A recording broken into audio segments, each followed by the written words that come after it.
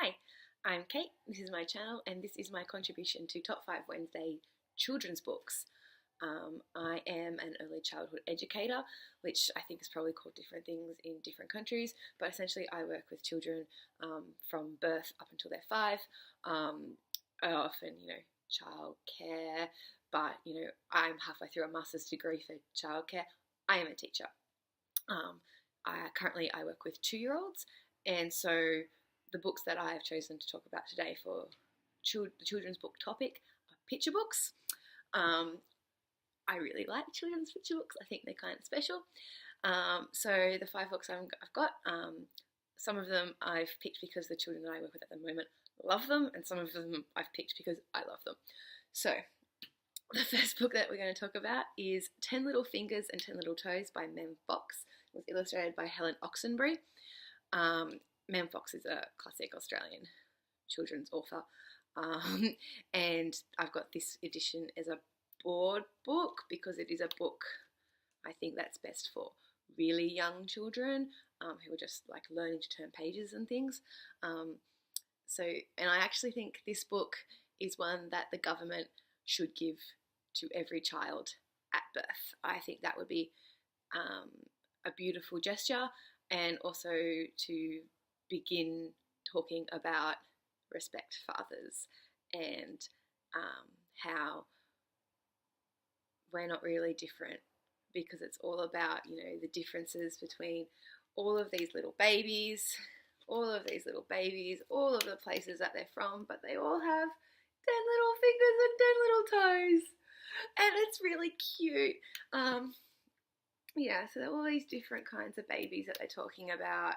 I especially liked the one that says that one little baby born on the ice and the other who was born in a tent, which is just as nice. And they've got 10 little fingers and 10 little toes. I really, really like this book, and I give it to people for baby showers and things like that because it's important and it's special. The next book I've got, I bought it and brought it into work, and you can tell because it's well loved. It's falling apart. The whole thing is sticky tape down the side, and it's coming apart here. But it's called The Gobbledygook is Eating a Book, and it's by Justine Clarke and Arthur Basting, and it was illustrated by Tom Jellett. It's a book about books, and I love books about books, and the fact that it's a book about books for kids is kind of awesome. So there's actually a live performance at the moment at the Sydney Opera House of this story. A couple of kids at work have been to see it, and they've come back really excited about it. Justine Clarke, the author, is a classic Australian, a really well-respected Australian children's entertainer. She was on Play School for ages, and she's got like a couple of CDs, and now she's writing books, so she's actually in the stage performance of this. But yeah, I love this book, and I can recite huge big amounts. Something is coming. What can it be? It snuffles and shuffles. What can it be? Look, look, it's a gobbledygook. It's ripping up pages and eating a book. So really, really good. Kids love the hell out of this book. Okay.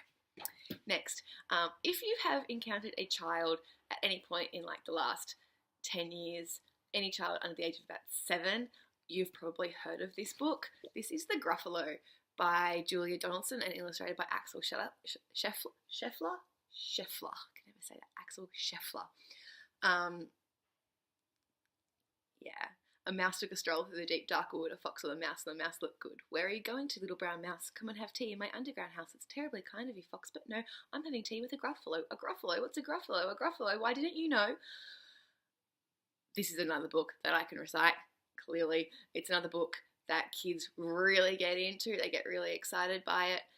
It's got good rhythm and good pacing, and it's a really clever, cute story where the tiny little mouse outwits the big scary monster and all the other animals in the forest, and it's sort of empowering and kind of funny. So I recommend that one. This next book is by the same people. So this is Zog. It's also written by Julia Donaldson and illustrated by Axel Scheffler. These guys are a really powerful combination. They have so many books, and they're all really popular and all really, really, really good. But this is possibly my favourite children's book, because it's about a school for dragons, and they do all these different lessons like learning to breathe fire and learning to fly.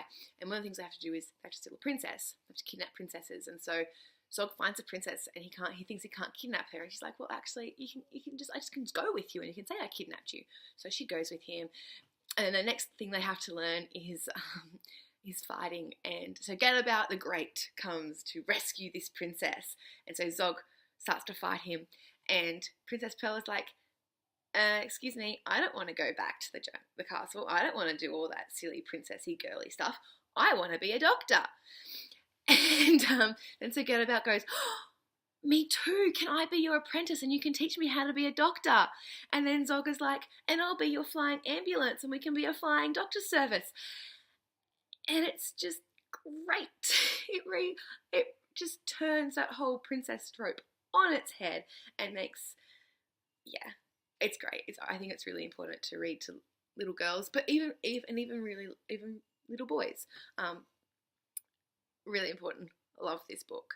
And the illustrations are kind of cute. Like, look at Slug. Look how cute he is. And I'll show you Gadabout. Gadabout's kind of hilarious.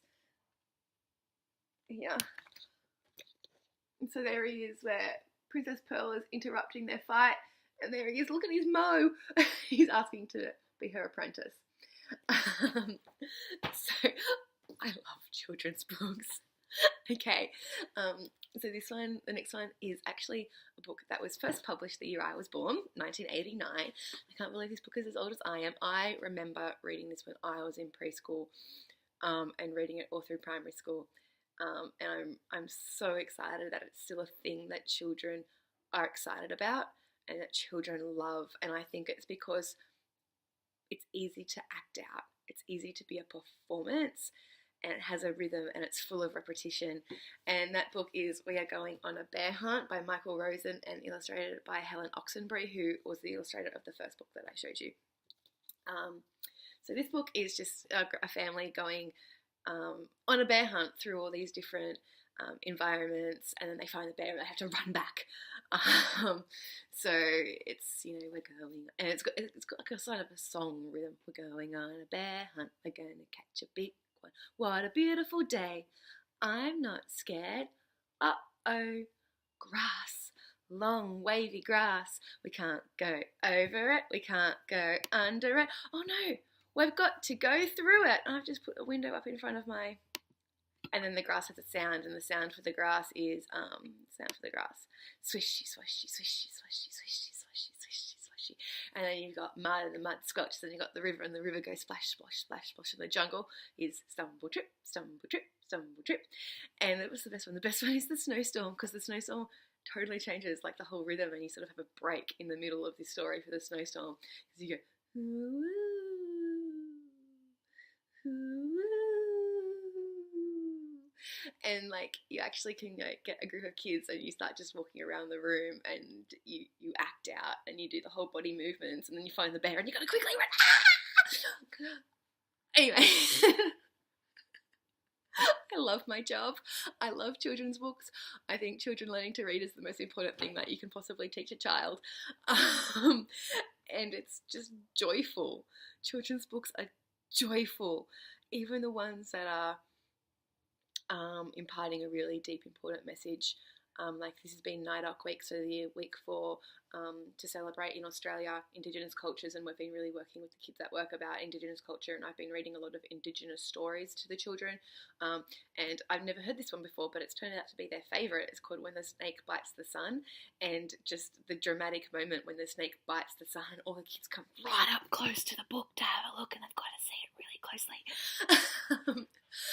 And but it's embedding culture, and it's giving them important tools and important insights, and then they can not even just about Indigenous culture, but about what books can offer and how to handle a book and how to understand the concept of a book. And it's mind-blowing, and I've rambled a lot, but I think one day if I was ever going to do a PhD, which people are sort of looking at me side-eye going, you should probably do one of those, Kate. I reckon you'd be good at it. Go and do one. but if I ever did, it would be about teaching. It would be about literacy in children under the age of 3.